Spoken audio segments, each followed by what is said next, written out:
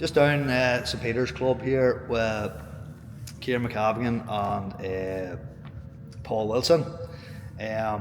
Lead up to the big match, I can't pretend to be anything but totally biased. You know, the questions I'm going to ask these fellas, I'm only going to say one thing. But thanks very much for inviting me down to the club, Paul, as well. And just going to go straight in with it, and say, Paul, what do you reckon for Sunday? No, well, looking at all the teams this year, the team that's most consistent would be the Clans. Obviously on paper, Clonard would be very strong, but football isn't played on paper. As I say, it's been tough for the county players. They've had a long year coming back in. Only one that's really been consistent out of them would be probably Barry McCambridge. I know Shane's maybe done very well, Soup's maybe chipped in with the odds, fighting score and stuff, but no, it's intriguing to see, but as I said, the form team, the most consistent team would be the Clans, but maybe Clonard, or they need this game to set themselves alight. Ciaran? I think there's probably a bit of a misconception there. You know, Clonard obviously had a great league and minus their county players, and I think there's been a lot of maybe chat about them not. Maybe people are expecting them to tear teams apart, but you know, when you take each game bit by bit, a lot of teams are dropping off the kick out and sitting back and behind the ball, sitting back in 15 men in their own half, and it just makes it very challenging then to get scores. So I'm sure Clonard won't be happy with some of their performances, but they're winning matches and maybe not playing as well as they would have hoped. I mean, look, the Harps game was probably a bit of a catch-22. You know, people are maybe expecting to go and take the Harps by 7 points. Although, you know, they're expecting them to go, but the way championship football is, like, you know, a 2-point win is as much as a 6 or 7 point win, the way the game's going now, unfortunately. You know, we're not seeing big wide open scores now because of the defensive nature of things. I thought they'd be quite happy with the performance against Cross. Definitely a better team from start to finish. Really impressed with how well they were set up defensively, and took some great scores and really nullified the Cross team all over the field. Like, you know, Ryan didn't have much of a good game. Usher Neal didn't have a great game either. So, you know, they did their homework. Now, I know they're going to miss Sean McCarthy. Going in, he's going to be a huge miss for them. On the Clans, I probably think that the surprise factor is maybe a wee bit gone from last year, but also think that they've definitely improved as a team, and they'll take a huge amount of confidence from last year. And I know chatting to some of the boys, like, they were expecting to be in the final again this year, and why not? If you can get the final 1 year, why can't you get the final year after? The team hasn't changed. As I say, Ronan and his management team would have had another year under their belt, working with the boys, getting to know the boys. So look, for me, like, I think Clonard probably have more strength and depth. So I do. My pick at the start of the year was Clonard, and I'm probably going to stick with that. But I wouldn't be surprised in the slightest if the Clans come away and eke this game out by a point or two. Clans will not be afraid, like, they'll be going in confident enough. They'll be looking forward to Clonard. Say Clonard obviously will have a response from last year's defeat, but again, you have to play the game, not the occasion. But as I say, it's going to be very, very intriguing to watch. Like. Yeah, like matchups are going to be so important here. You know, it's trying it with obviously Sean out. It'll be interesting to see who picks up Soup. I think maybe potentially Shane and TK might have it out with each other in the middle of the field. It's going to be an intriguing battle. Who picks up Staffan, I'm not too sure. You know, perhaps, I don't know, are they going to put Shea Harford on him? Potentially, you know, Shea's been playing that sweeper role, but they're going to sacrifice that to go on to him. You know, Loney kicked 3 good points in the semi-final, and on points from distance as well. They're going to need someone to watch him. A couple of other players in that Clans team. I need watching Al Henderson went off with an injury. I'm not sure what way he's. I think he's alright. I was talking to him there last week, and I think he's going to be alright. But equally, look, Clonard's going to have a lot of men that need work. I know Rory McDowell maybe hasn't been as heavy on the score sheet as he was in the earlier rounds, but there could be a huge game in him. He's dangerous too, if he gets a chance of goal. Off that left foot there, he's very good at coming off the loop. And you've got, I know it was only a couple of minute cameo, but John McGee comes off the bench there, catches a great score, keeps a ball in the sideline, fists a point when they really needed it.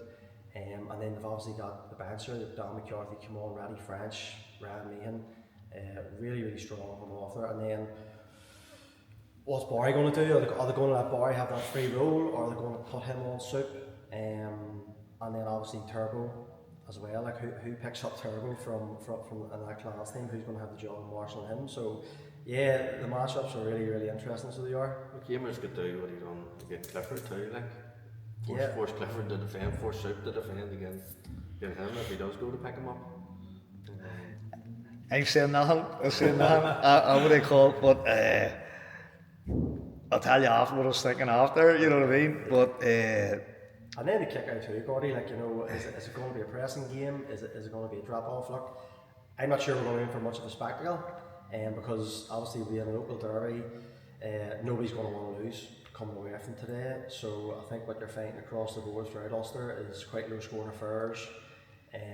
Sort of you go, we go, drop off the kick out, and invite teams on and try hope for a turnover or a threat on the counter. I don't want to go off on a tangent, but I think people are starting to understand the tactics a bit more and are more interested in some of those tactical battles. Than, don't get me wrong, some of it was puke football in the past, but I think people understand that the way a team's set up, that you can't go gung-ho, and it is tactical and it is cagey, but people are starting to understand it a wee bit more and enjoy it a wee bit more than the defensive. Kilcoo, obviously, over the last number of years have perfected it too. I love watching them. I know it's hard, you think, in defensive football, but everybody has a role to play in that there, and it's a skill in itself too, knowing where to be, when to attack and when to come back and stuff like that there. So, yes, sometimes it can be hard to watch, but I mean, let's say it's up to teams to then counteract it. So what do you call it?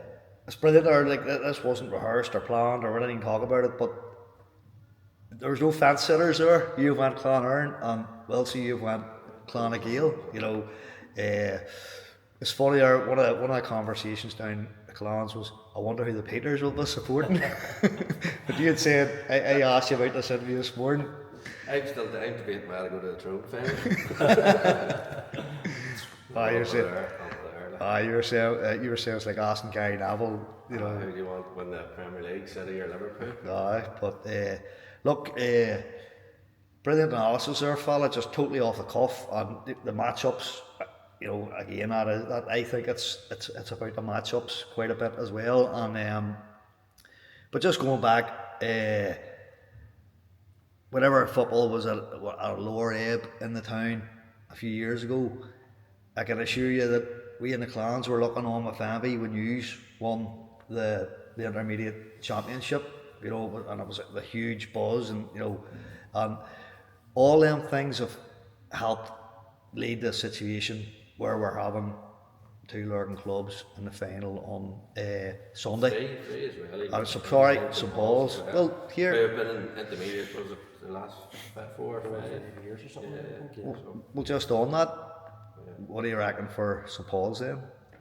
I have a good chance now. I know, listen, we're playing Clonard in the semi-final and they've done what they had to do. I haven't seen Cruppen this year, but I know Cruppen have been doing a lot of work over the last number of years, and they're seeing the fruit of it now. So again, it'll be an interesting match. But I think team Andy Mernon is going to be dangerous. Anton McFarlane too, who's been playing really well this year too, and they have their experienced ones as well. But yeah, it'll be interesting too. Yeah, I think St Paul's are probably more experienced in terms of their age. I know Cruppen won it in 2021, so this will be their second time back in a couple of years. I think they won the 21 championship not so long ago.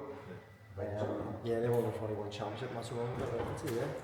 They did. I was on the management team for that. I think Cruppen plenty, on the profile, or maybe the younger, more youthful team. St Paul's probably a bit more experienced. I don't know, I tip my hat to St Paul's by, you know, the amount of times they keep coming back and back. They've shown so much resilience, you know. That'll be enough to cripple a team, you know, losing like in 3 finals, and in particular the one Ciaran O'Neill's one. You know, they actually got back to the final last year after that, unfortunately up against the Cullyhammer team. They probably shouldn't have been an intermediate. But I think this year, much more evenly matched side. But you know, I'm going to go for St Paul's next. St Paul's, just as Wilson said, I think the Andy factor, just with their experience, I think is going to get them over the line here. I'd love to see them do it. You know, it'd be great for us. You know, 4 Lurgan teams competing in. You know, Clans and Clonard's going to be in one end of the league, and we get to see us and St Paul's in 1B. It wasn't that long ago where all 4 of us were sitting in intermediate. You know, I think if you look, was it St Paul's were the first ones to do it? Was it the 13 they did it, or 14? I think it was 14 maybe. They were the first team to do it, yeah. And then Clonard followed suit and on ourselves, and like there was no point in that.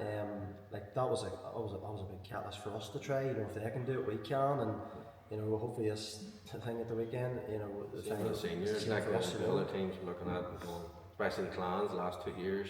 I mean, they're 1B, but they've got the last 2 finals, so it gives other teams a chance. You know, if you really work hard at it, like there's a chance that you can still get the senior final. Gone are the days of, I know Cross have been there and thereabouts and stuff, and they beat the Clans last year, like, but they're not the force that they once were.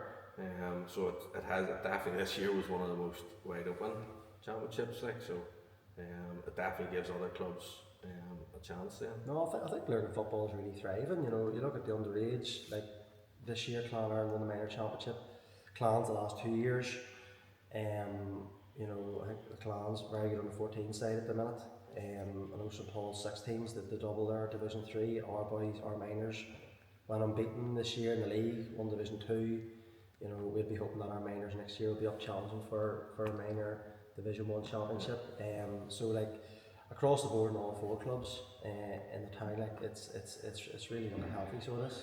Fellas, thanks very much, because apart from anything else, you've pulled me out of a hole here of, you know, providing a bit of coverage, but without trying to be because I can't be unbiased and whatever, you know. And I think at this stage, Clonard and the Clans, you know, they'll be focusing on the match and they'll want sort of interviews and stuff like that there. But I got a couple of good interviews with Damard and stuff there last week, you know. So, and they also paid tribute to all of the clubs.